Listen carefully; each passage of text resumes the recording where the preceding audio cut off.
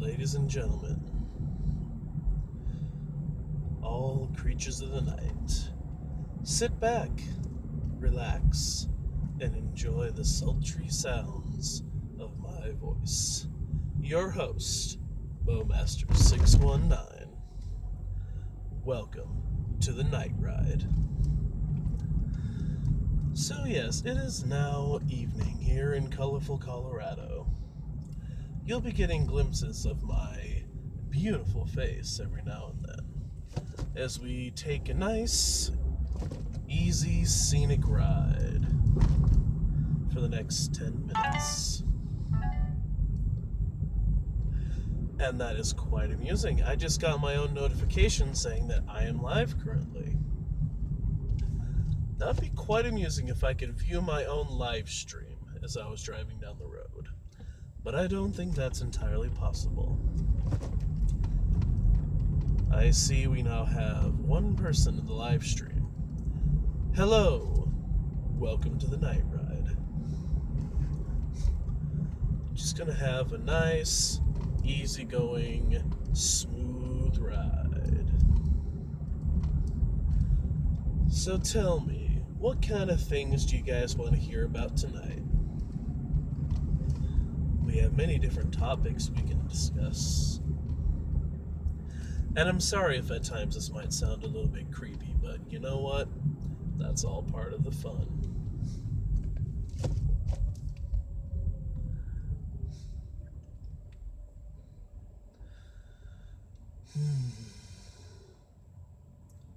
You can see my face. Hello. And there it goes away again.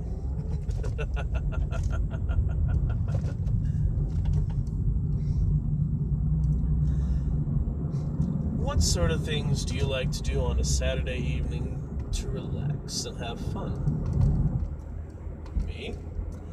Typically when I get home after a long day of working, I like to be able to kick off my work shoes, get out of my working clothes, stretch out in my nice comfy recliner. Maybe get myself mixed up a nice drink. Maybe watch some TV. Maybe come on here to YouTube and see how everybody in the community is doing. Think about what my next great video is going to be. Oh, what fun we shall have.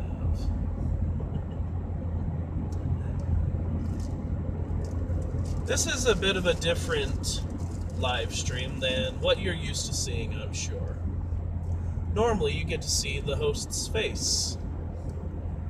Well, if anyone else decides to join us in the live stream tonight and they voice their opinion of wishing to see my face, I will gladly turn on the light.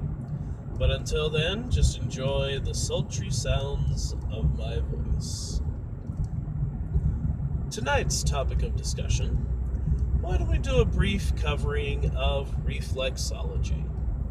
I promised a while ago that I would do a live stream about reflexology, so why not go ahead and do it tonight?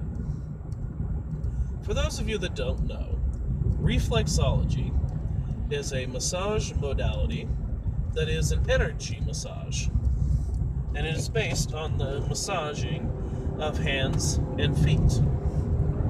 What's very interesting is that there are nerve endings in both the hands and the feet, which extend throughout the entire body. You can literally map out the entire human organ system on the feet or the hands. Quite interesting how it works, actually. And it is very powerful just what you can affect through these different points. Now, I'm not simply saying that it's only through very precise points that you can access these areas. No. While there are, of course, acupressure points on the feet, more specifically, it's just areas of the feet that cover certain areas of the body. Example, if you've ever been walking through a mall, I'm sure you have seen different kinds of Chinese massage places. You'll see various different kinds of posters up in their windows or on their walls. advertising different modalities that they may offer. I guarantee you one thing you will see quite often are pictures of feet. Specifically, a poster of 2 feet that has all the internal organs mapped out, typically written in Chinese. Now, I myself do not know the exact language. It very well could be written in Mandarin or some other very similar language. Again, I'm not an expert in this. I'm not a linguist. However, I can guarantee that you have seen at least one form of this kind of poster. And that is extremely accurate. As a matter of fact, back during the turn of the century, there was a medical practitioner, Ida Rolf, if I remember correctly was her name, who was known as the mother of modern reflexology. And she wrote a book labeled The Human Feet and the Stories They Can Tell, or a title very similar to that. I apologize because I don't remember the exact name, but it is very similar to that. And what she actually did was several different types of experiments on the human feet to determine which parts of the body were thereby affected from the feet. And it's through her learnings that we actually have most of the information about reflexology that we use today in various different types of medical applications. Not just massage either, of course, but that is a very important one to think of. Now, your typical reflexology session can last anywhere from 10 minutes to an hour. It basically depends on how much attention you wish to receive on your feet.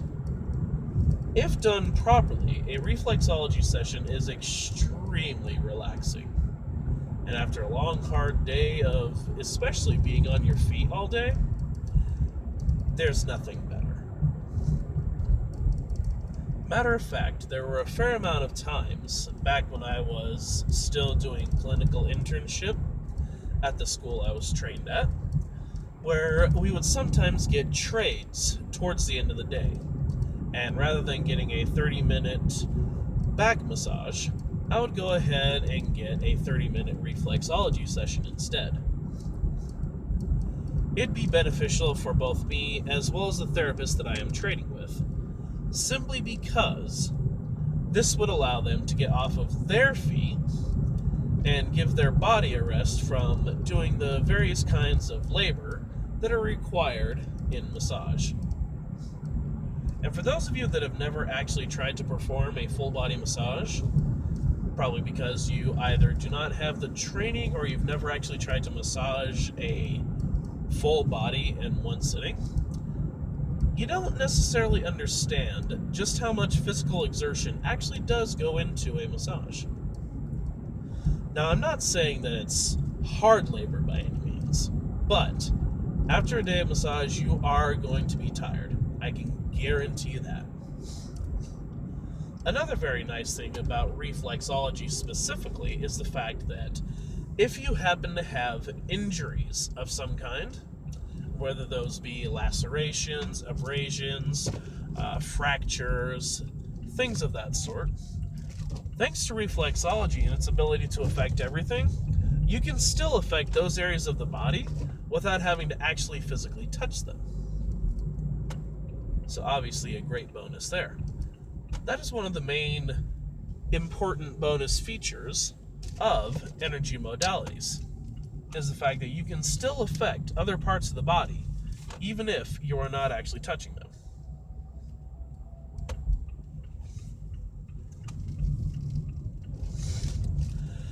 Now later on, once I have a little more free time, I'm going to record a much more in-depth video regarding reflexology, where I will actually have different sources available for you to view during the video, so you have a little better understanding of what exactly it is that I am speaking about.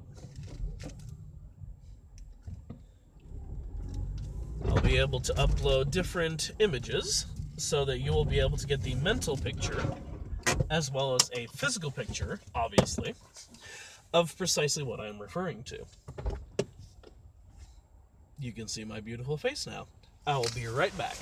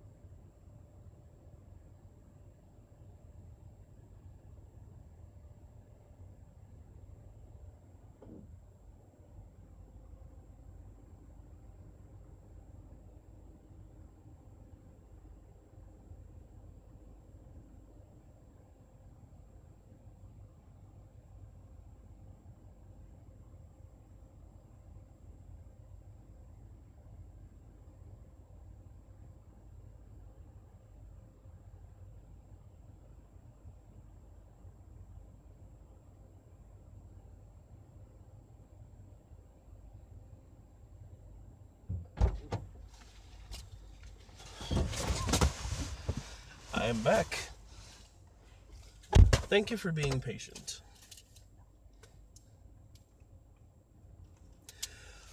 And we actually have someone in the stream. Hello. Welcome to the night ride. Now, for future reference, I do want to know if you guys enjoy these slightly more chill live streams such as this, where it's not necessarily so much of a visual thing as it is more of an auditory thing. If you do enjoy them, then I will by all means do more of them, because honestly, these ones are kind of fun. That was me hitting a chunk of ice if you were able to hear that. Now, branching off for just a moment, fly on the wall.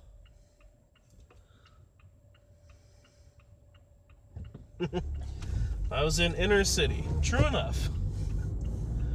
Well, the way that our delivery area works, it's very interesting.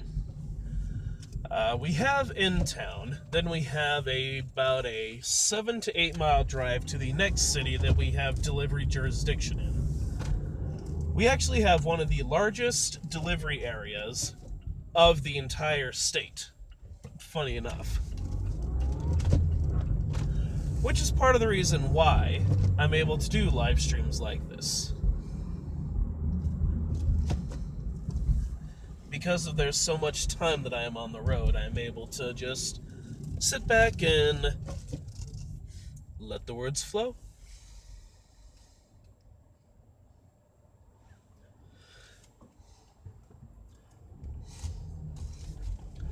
Now, taking another break from absolutely nothing. We're not taking a break. The live stream's still going. However, a thought does occur that I find personally quite interesting. And that is the simple fact that in women's restrooms, is there ever really a need for them to lift up the toilet seat? And if there is not, why do they even make it to where the toilet seats lift up in the women's restroom? Aside from maybe the fact that they need to be cleaned regularly, of course. But aside from that, if the bathroom is 100% dedicated for the female gender, and there literally is no need for them to ever actually lift the toilet seat lid, why do they even have the option of having liftable lids in the first place? Yeah, just saying. Just one of those random thoughts that occurs every now and then. Just like another question that I find amusing, which I have already come up with a very reasonable answer to. And the question is, if you have breakfast for dinner, is it still breakfast? And the simple answer is no.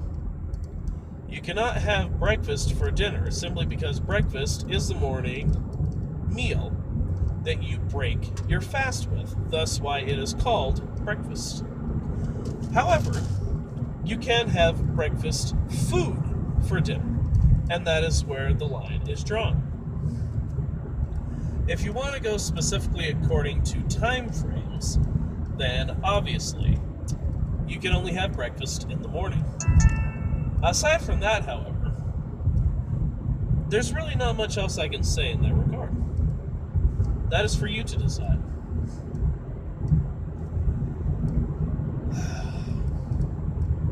For those of you just tuning in, welcome to the Night Ride. A very chill, slightly different live stream than what I usually do. This time, rather than actually having the light on so you can see my ruggedly handsome good looks, I decided to not waste extra lighting energy, but simply have a nice, chill, calm ride down the road, while you can listen to the sultry sounds of my voice. Earlier on, we covered a little bit about reflexology, and I will go ahead and jump back to that briefly. And what is interesting is the fact that the modality of reflexology actually began several thousand years ago, and ironically enough, not in ancient China, though they will probably want to take credit for that. They actually found hieroglyphics of feet in Egypt that were not simply just hieroglyphics of random feet, but hieroglyphics with markings on them to indicate different parts of the body. Not quite as refined as what we have nowadays, but they did have things of that sort, showing that they did know the importance of foot massage. Now, the Chinese also had different types of texts regarding this. Not quite as old as Egypt. However, both civilizations do go back quite a distance in time. And both were incredible with the different things they were able to do. And I do believe I have mentioned this before, but one thing I find very interesting about Eastern medicine as opposed to Western medicine is the fact that with Eastern medicine, especially when you're talking ancient Chinese medicine, such as acupuncture, acupressure, knowing how to make poultices and things of that sort, it was not hard for a traveling doctor to travel extremely light. They literally could have a pouch that had a series of needles, a series of surgical tools, if necessary, and maybe a few other items such as cups, perchance. Perchance is not the correct word I'm looking for, but I'm going to roll with it. And have that all into one small pack, and then they were essentially able to use that and whatever else they were able to find in the wild, or at least along the countryside, and they were able to use that to do what they needed to do as doctors. It wasn't heavily reliant on a lot of the things that Western modalities rely on today. Now, I'm not saying that Eastern modalities and Eastern medicine in general is better than Western medicine. What I am saying is that why is there no way for us to be able to use both of them in conjecture together? I honestly cannot remember the name of the book, though I believe it is called Raising the Bamboo Curtain, or something similar to that. And that was the time when China finally opened its borders back to the rest of the world, essentially. If I remember, that was back when Ronald Reagan was president, and he actually went on a tour through China, and he was able to witness a very high-end surgery that was performed on a woman. Open chest surgery, if I remember correctly. It might have actually been straight up open heart surgery, I can't remember. But the very interesting part was the fact that they didn't use any kind of anesthetics that I'm aware of. What they actually used was acupuncture. And in doing so, they were able to essentially numb the body from the chest area down, and were able to perform the surgery on her while she was fully conscious.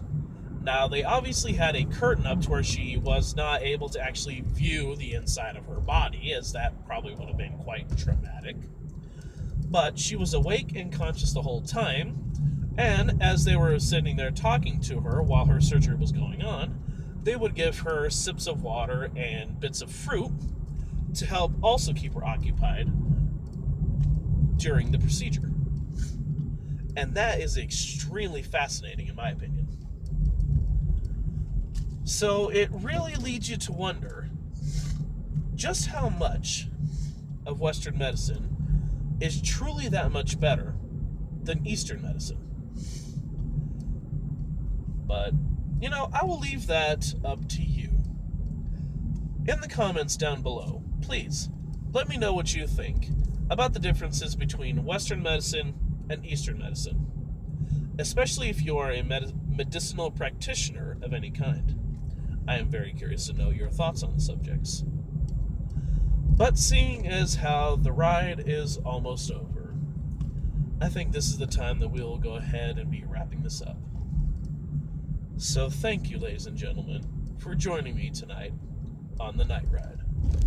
As always, I am your host, Bowmaster619.